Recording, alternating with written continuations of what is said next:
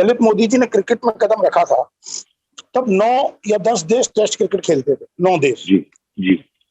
आज 12 देश test cricket 12 खेलते देश हैं टेस्ट और लगभग क्रिकेट 160 देशों में पहुंच चुका है। आप सोच के देखिए, उस व्यक्ति ने जब आईपीएल लॉन्च किया उसके बाद पूरे वर्ल्ड का सिनेरियो खेल का चेंज हो गया। आपको लगता है कि ललित मोदी का देश से बाहर रहना इस देश के स्पोर्ट्स जगत के लिए एक दुर्भाग्य? नमस्कार दोस्तों, एक बार फिर स्वागत है आपका डीसी शो में, जहां पे कि हम बात करते हैं हर बार एक नई शख्सियत से, हर बार ऐसे लोगों से जिनका जो सक्सेस रेट है या जिनका जो सामाजिक रेट है वो कहीं ना कहीं आप सबको प्रेरित करता है कि आप भी उन जैसे बने। तो ऐसी एक और शख्सियत आज हमारे बीच मौजूद है। वो न सिर्फ स्पोर्ट्स से जुड़े हैं, बल्कि वे कला क्षेत्र से भी उतना ही जुड़े हैं, बल्कि वो एग्रीकल्चर से उतना ही जुड़े हैं, बल्कि वो सामाजिक और राजनीतिक रूप से भी उतने ही कनेक्टेड हैं जितना कि एक व्यक्ति इंडिविजुअल तौर पर होता है। तो मैं आज कहूं कि आज एक वर्सेटाइल पर्सनैलिटी हमारे साथ हैं। Ladies and gentleman, please welcome the one and only Somen Tiwari ji. नमस्कार सोमेन जी, आपका स्वागत है डीसी शो में। नमस्कार।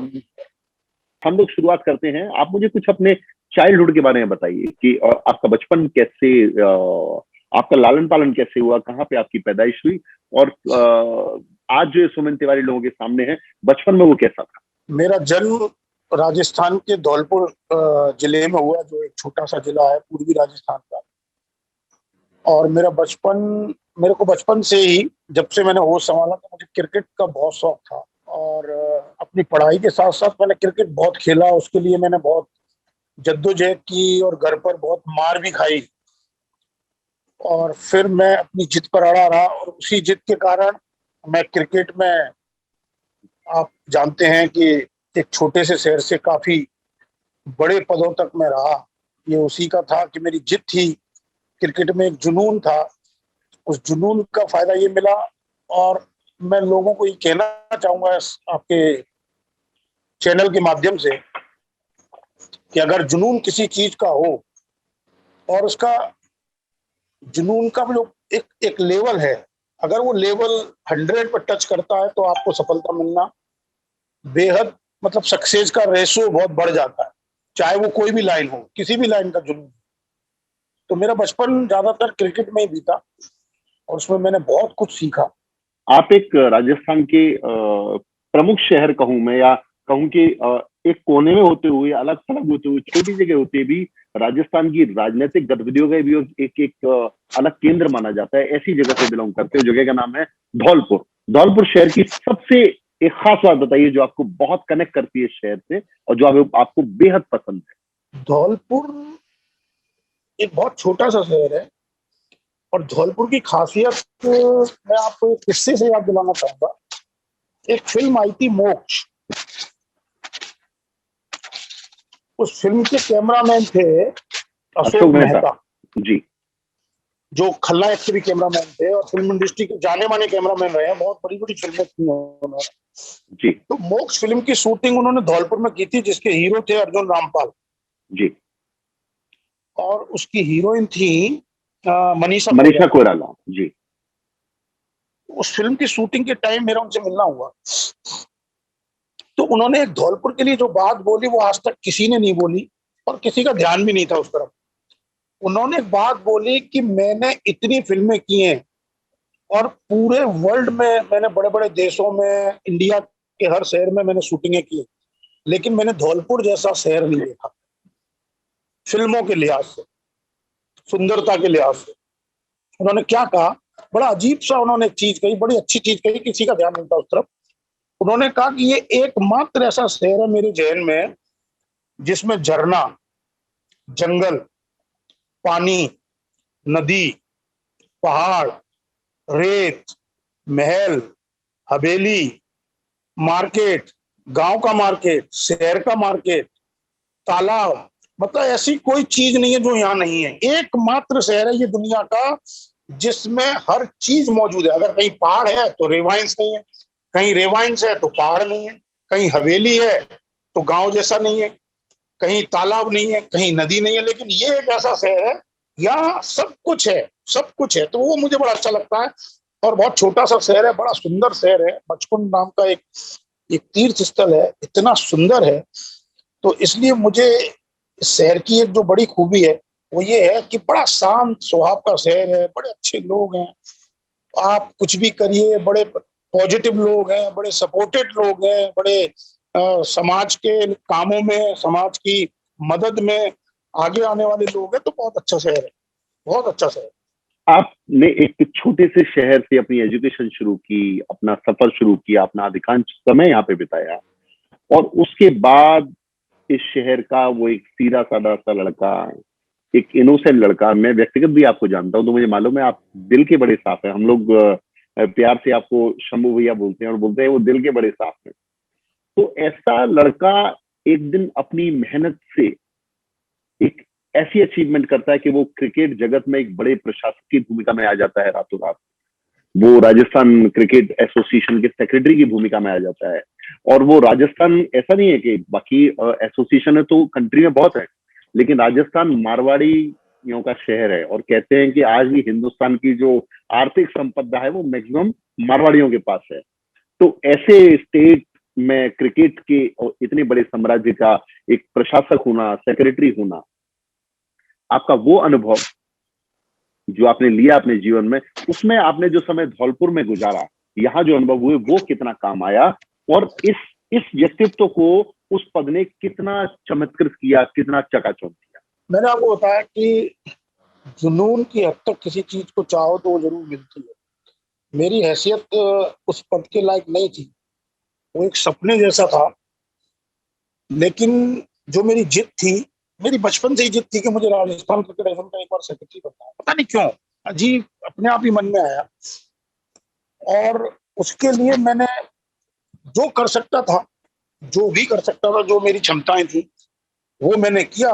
और फल ऊपर वाला देता है हमेशा, आपके हाथ में कुछ भी नहीं होता। मैं बांके बिहारी का बहुत बड़ा भक्त हूँ। तो बस उन्होंने मेरी सुनी और उन्होंने सारे अवरोध हटाते हुए, मेरी बनने की कोई उम्मीद ही नहीं थी, उन्होंने सारे अवरोध हटाते हुए और मुझे उस कुर्सी तक पहुंचाया। और एक बहुत बड़ी जिम्मेदारी की कुर्सी है वो, बहुत बड़ा पद है।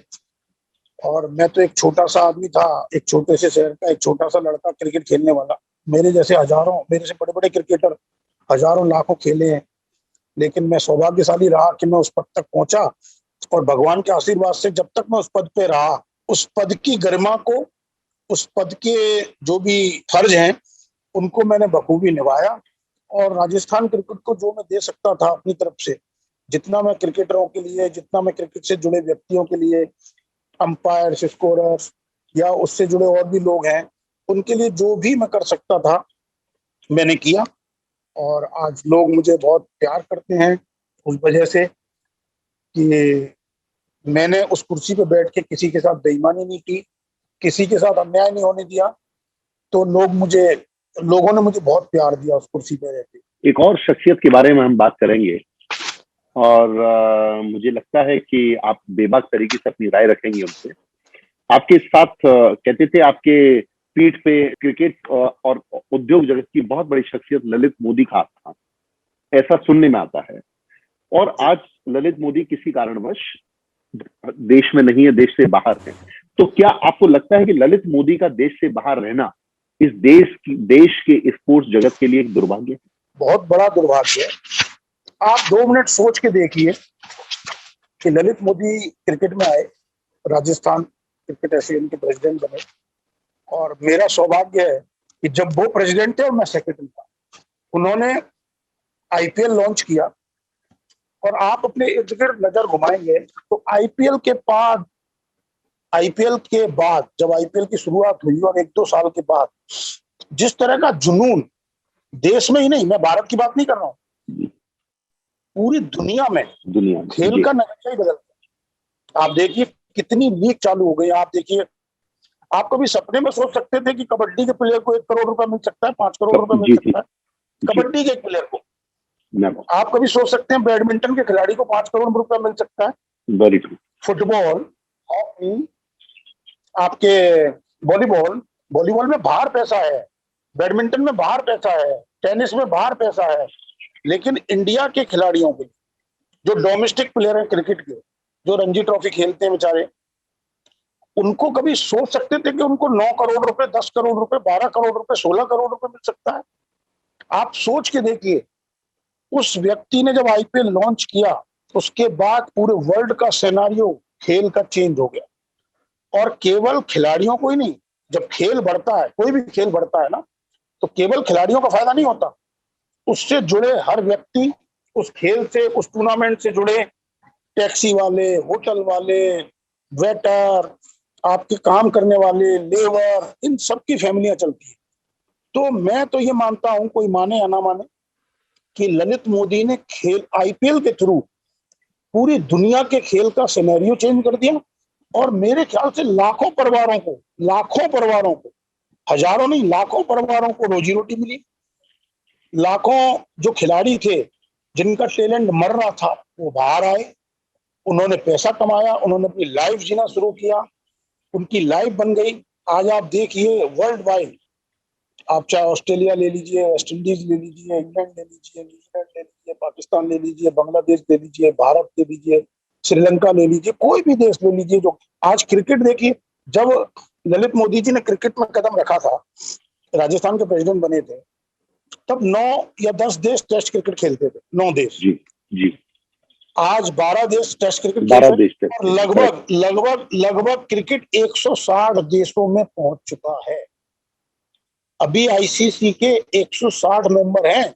आप सोच मतलब के देखिए कल्पना करें। जो काम इंग्लैंड को करना था वो भारत ने करके दिखाया। यस, भारत ने नहीं, एक व्यक्ति ने, एक भारतीय ने करके दिखाया है। एक भारतीय ने। और उनका बाहर रहना, मैं उस पर नहीं दुर्भाग्य जाऊंगा है। तो क्या केसेज हैं, क्या है, वो फेस करने चाहिए, जिस पर केस है वो फेस कर रहे हैं।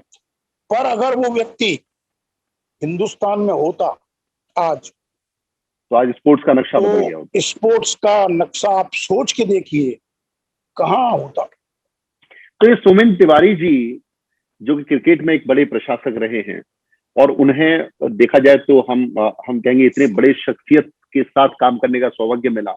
देश और विदेश के बड़े बड़े जो प्लेयर्स हैं उनके साथ कम्युनिकेशन का मौका मिला, उनके साथ उन्होंने कम्युनिकेट किया, उनके साथ उन्होंने पल बिताए, चाहे वो लिविंग लीजेंड क्रिकेट के भगवान सचिन तेंदुलकर हो या मुथैया मुरलीधरन हो। तो मैं अब धीरे धीरे ये शख्स एंटरटेनमेंट जगत में भी अपने पैर पसार रहा है। And you start with your debut film जो बहुत जल्दी रिलीज होने वाली है, कंप्लीट है, त्राहिमाम। तो ये क्रिकेट से ये आपकी फिल्म इंडस्ट्री में जो अचानक आपने जंप मारा, इसके पीछे क्या कोई मेमोरी है या इसके पीछे आपका गोल, आपका एम क्या है? नहीं, मेमोरी नहीं है गुलशन जी। मैं आपको आश्चर्यचकित होंगे मेरी बात सुन के। इसकी 2 वजह मानता हूं। एक तो लॉकडाउन, और लॉकडाउन में आपका आना मेरे पास और फिल्मों की बात करना, क्योंकि आपको मैं बचपन से जानता हूं और आप मेरे पास आए, आपने फिल्मों की बात की। थोड़ा सा मेरे को हल्का सा जुनूनी हूं मैं, जैसे जिज्ञासु कह सकते हैं जी। तो मैंने आपसे जिज्ञासा बस पूछा, फिल्मों में क्या होता है, कैसे होता है, ये होता है, वो होता है। थोड़ा बहुत मैं जानता था क्योंकि मेरे भाई इस लाइन में रहे हुए हैं।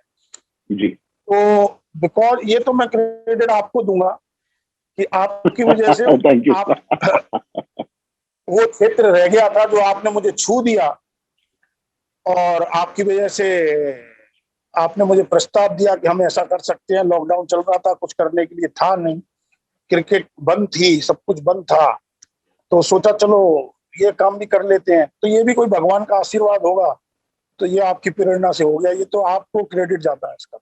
यानी कि सुमित तिवारी जी का जो एक ये जो जगमग करता कैरियर है, इसके पीछे शख्स थे ललित मोदी, और अब सुमित तिवारी जब सिनेमा में एंट्री लेंगे तो उसके पीछे कारण होगा Dushyant Pratap Singh. Yes, no doubt. Thanks for your kind word. यही आपकी जो खूबसूरती है ना, थैंक्स अदा करने वाली, लोगों का दिल से शुक्रिया। अगर किसी ने आपके साथ कुछ किया या कोई आपसे कनेक्ट हुआ किसी भी तरीके से, तो उसको प्रेम से थैंक्स करना, ये आपको बहुत अधिकांश लोगों से अलग कर देती है समाज में। जैसे कि मैं देख रहा हूं इस शख्सियत में, इस क्रिकेट के पूर्व प्रशासक में एक पीड़ा है कि स्पोर्ट्स को वो उतना नहीं दे पाए जितना वो देना चाहते थे। उनको एक कसक है कि एक ऐसे आदमी के, एक ऐसे शख्स के साथ एक प्रॉपरली न्याय नहीं हुआ। एक उनका व्यक्तिगत मत है, जैसा कि होना चाहिए था, उनको आज यहाँ होना चाहिए था। हो सकता है पेंडेमिक में कुछ और काम आ रहे होते वो। तो क्या जो आपका ये जो उनके प्रति प्यार है, या उनके प्रति जो थैंक्स का भाव है, या आपके दोस्तों का थैंक्स का भाव है, क्या मैं मानूं कि एक फिल्म मेकर सुमिन तिवारी आने वाले इस समय में एक विजन रखते हैं कि वो अपने अपने गुरु में कहूंगा, या वो जिनसे वो प्रेरित रहते हैं बहुत ज्यादा, ललित मोदी जी, तो ये जो जो घटना हुई उसको लेकर, या उनके जो क्रिकेट या स्पोर्ट्स के प्रति जो उनका योगदान था, उसको लेकर कोई ऐसा सिनेमा बनाने का, या कोई बुक लिखने का, या कुछ पब्लिक डोमेन के लिए बड़ी चीज करने का एक जुनून रखते हैं, जिससे कि वो कहीं ना कहीं उनका पक्ष बहुत मजबूती से पूरे विश्व के सामने रख सकते? मैं आपको दिल की बात बताऊं जसविन जी, अगर ललित जी तैयार हो जाएं तो मैं 100% जिस चीज का आम पब्लिक को नहीं पता है, आम पब्लिक को ये पता है कि ललित मोदी ने कोई गबन किया या क्या किया, कि वो विदेश में रह रहे हैं, उन पर केसेस चल रहे हैं, लेकिन ये मैं जानता हूं या इससे जुड़े लोग जानते हैं कि जो आरोप उनके ऊपर हैं वो 90% से 99% झूठे हैं, यस, फॉल्स हैं। वो राजनीति हुई थी और राजनीति के एक शिकंजे में उनको फंसाया गया था। तो अगर मौका मुझे कभी जीवन में मिला और उन्होंने हाँ किया, तो मैं इस सच्चाई को पूरे विश्व के सामने जरूर एक फिल्म के माध्यम से लाना चाहूंगा कि ललित मोदी जो गए, घटना हुई, वो वहां रहे, उन पर जो केसेस चले, वो सच में वाकई था क्या। तो जब लोगों को अगर पता चलेगा ना, मैं कह रहा हूँ आपको भी, आप साधारण व्यक्तियों में नहीं आते हो, आम पब्लिक में नहीं आते हो, लेकिन मैं दावे के साथ कह सकता हूँ कि आपको भी जानकारी नहीं होगी। आप चौंक जाएंगे जब वो उसको हम सामने लाएंगे, तो आप चौंक जाएंगे कि ये क्या है, कुछ था ही नहीं, एक हवा बना दिया गया, एक राजनीति हुई, और उस राजनीति का चक्रव्यूह में वो फंसते चले गए, क्योंकि वो राजनीतिक व्यक्ति नहीं थे, वो राजनीतिक व्यक्ति नहीं थे, और वो फंस गए। तो अगर जो आपने जिस सब्जेक्ट को उठाया है, मैं उनसे बात करूंगा, अगर वो तैयार हुए तो इस सच को हम फिल्म के माध्यम से जरूर सामने लाएंगे लोगों के, जिससे लोगों को एक्चुअल पता तो चले कि वो व्यक्ति जो चीज उसने झेली। आप देखिए, हम बात करते हैं, मैं आपको डिटेल बताता हूँ थोड़ी सी, अगर आप इजाजत दें तो जी। उन केसों की वजह से उनको देश छोड़ना पड़ा, उनकी वाइफ को कैंसर हुआ, उनकी वाइफ की 8-8 बड़ी लंदन में सर्जरी हुई जी। वो बहुत मतलब मेंटली बहुत डिस्टर्ब रहे सालों तक, जी। और अंत में उनकी वाइफ की डेथ हो गई, उनके फादर की डेथ हो गई, उनकी पूरी फैमिली बिखर गई। तो ये दर्द मैं तो चाहता हूं कि एक बार जनता के सामने जरूर क्योंकि फिल्म के माध्यम से ही आ सकता है, बाकी तो आप पूरे हिंदुस्तान को कैसे गलियों में जा के चिल्ला के तो नहीं बता सकते। करेक्ट। तो फिल्म एक बहुत बड़ा माध्यम है लोगों को ये बताने का। जैसे आपने देखी होगी MS धोनी, जो चीज लोग नहीं जानते थे, उन्होंने फिल्म के माध्यम से देखा कि धोनी की लाइफ क्या है। जी, जी, जी। मैं एक और उदाहरण दूंगा, मोहम्मद अजहरुद्दीन पर फिक्सिंग के आरोप लगे, उनका कैरियर बर्बाद हो गया, वो कप्तानी से हटा दिए गए, भारतीय टीम से हटा दिए गए, BCCI ने उनको बैन कर दिया, और अंत में लड़ाई जीत के उनसे वो बैन हटा, और आज वो हैदराबाद क्रिकेट एसोसिएशन के प्रेसिडेंट हैं। और उन्होंने भी एक फिल्म के माध्यम से जनता को बताया कि मेरे साथ क्या हुआ था। तो जब लोगों ने वो फिल्म देखी, उस फिल्म देखने के बाद पता चला कि मोहम्मद अजहरुद्दीन का एक्चुअल में हुआ क्या था, लोगों को पता नहीं होता है। एक इनोसेंट आदमी के साथ कुछ गलत हुआ तो उनके दोस्तों के, उनके फॉलोअर्स के, उनके कलीग्स के मन की जो पीड़ा आज मैं आपके मन में देख रहा हूँ, तो I can feel the vibes कि उनके मन में कितनी पीड़ा होगी। कोई आदमी ईमानदारी से काम सोचिए ना, आप सोचिए 2003 से आज 2021 चल रहा है, यानी कि देश से बाहर रहना 17-18 साल नहीं, देश के बाहर तो वो 10 से रह रहे हैं, जी जी 13 से। लेकिन मैं पीड़ा वो बता रहा हूँ कि 2003 से लेके 21 तक आज 18 साल हो गए, और 2013 तक वो हमारे साथ इंडिया में रहे, 3 से 13 तक, यानी 10 साल में उनके साथ रहा जी, हमेशा जी, उनके साथ काम किया। तो मैं बहुत नजदीक से जानता हूँ उस आदमी को, कि जिस तरह के आरोप लगाए गए, जिस तरह के केसेस किए गए, वो उस तरह का आदमी है ही नहीं। और जितने पैसे के आरोप लगाए गए उतने पैसे तो वो दान देने वाला आई आदमी नो नहीं। ये बात तो व्यक्तिगत तौर बड़े पे अधिकांश सोचने लोग वाला जानते सब्जेक्ट है। आज बोला जाए कि दुष्यंत सिंह ने 10 रुपए की बेईमानी कर ली तो हैं। कौन जी बचा जी जी पाएगा? तो वो सही चीज बात है। पछती नहीं है, लेकिन हमको तकलीफ इसलिए होती है कि वो आदमी देश के लिए, खिलाड़ियों के लिए, खेल के लिए, और एक क्रिकेट के लिए नहीं, उस उस उसके मन में हर खेल के लिए था। जब वो यहाँ प्रेसिडेंट रहे, उन्होंने हॉकी के लिए भी पैसे दिए, उन्होंने बैडमिंटन के लिए भी पैसे दिए, उन्होंने कबड्डी वालों को भी दिए, उन्होंने फुटबॉल वालों को भी दिया। आप देख लीजिए, चेक कर दीजिए रिकॉर्ड, उन्होंने सारे खेलों के लिए पैसे दिए।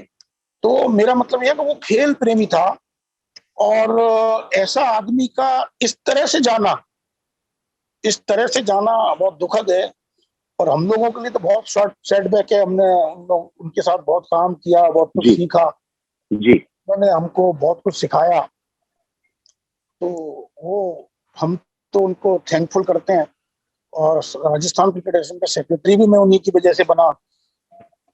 वो जिद कर गए थे क्योंकि वो जानते थे कि सुमिंदर के अंदर वो काबिलियत है।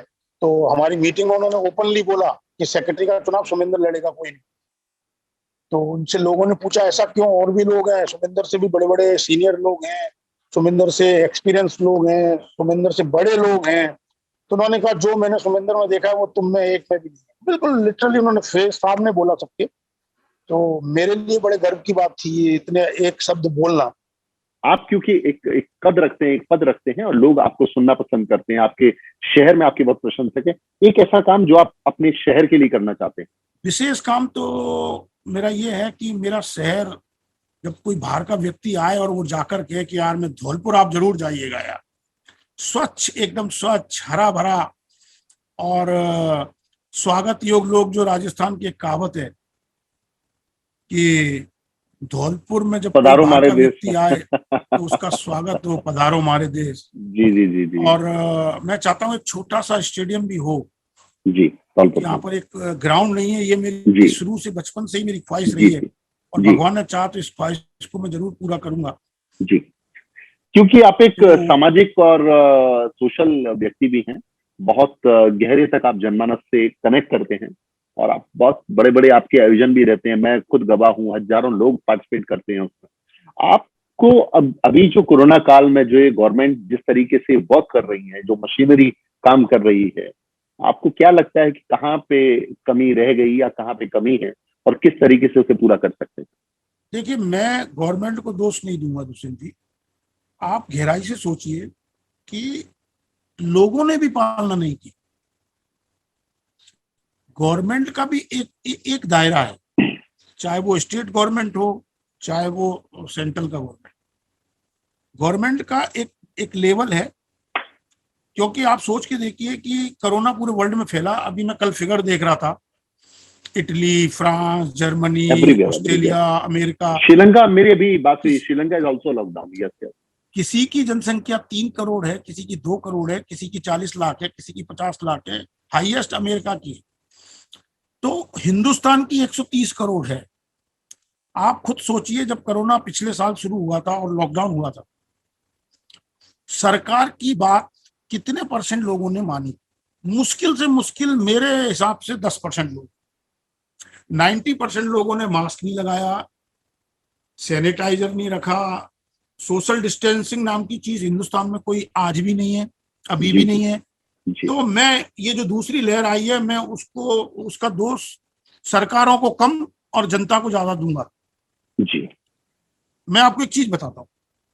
पिछला लॉकडाउन आया, आपको वीडियो भेजे थे मैंने, फोटो भी भेजे थे। जी हमारा एक क्लब है, बाइकर्स क्लब बना रखा है हमने, सीआरसी करके।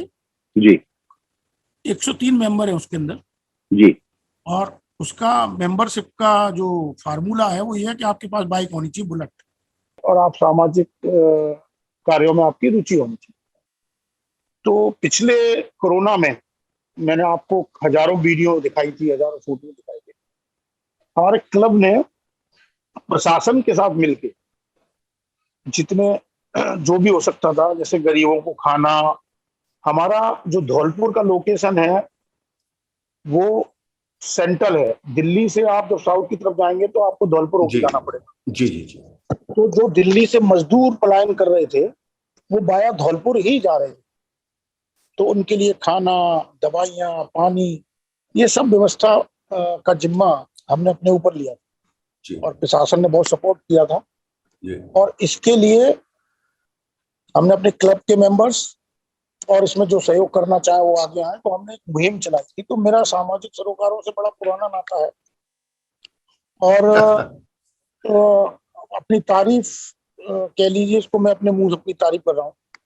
मुझे किसी की मदद करने में बहुत मजा आता है, चाहे वो किसी भी प्रकार की मदद हो, और मैं उसमें अगर सक्षम हूं तो उसके लिए मेरे पास कोई फिर ना का कोई मतलब नहीं है, उसकी मदद करनी ही है, ये फाइनल है। तो पता नहीं मेरा एटीट्यूड ऐसा है, और मैं लोगों को भी यही कहता हूँ कि अगर आपके पास संसाधन है और आप कैपेबल हैं उस मदद के लायक, तो आपको ना नहीं करनी चाहिए। सामने कोई भी हो, आपको उसकी मदद जरूर करनी चाहिए। बहुत खूब। तो दोस्तों, ये थे सोमेन तिवारी जी। आपने इन्हें सुना, इनके विचारों को सुना और देखा कि कैसे एक छोटी जगह से अपने सपनों के दम पे, अपने करेज से कैसे एक आम शख्स बहुत जल्दी खास बन जाता है। मैं समझता हूं इनके संघर्ष से आप भी प्रेरित होंगे और इस आने वाले समय में हमें बहुत सारे सोमेन तिवारी देखने को मिलेंगे और हमारी विश कि आपका जो सपना है जिसे आप पूरा करना चाहते हैं वो बहुत जल्दी पूरा हो। अगली बार अगले एपिसोड में फिर मुलाकात होगी ऐसी एक और शख्सियत से। तब के लिए थैंक यू सो मच और इजाजत दीजिए मुझे और सोमेन तिवारी जी को। बहुत जल्दी मिलेंगे आपसे। नमस्कार और देखते रहिए डीसी शो।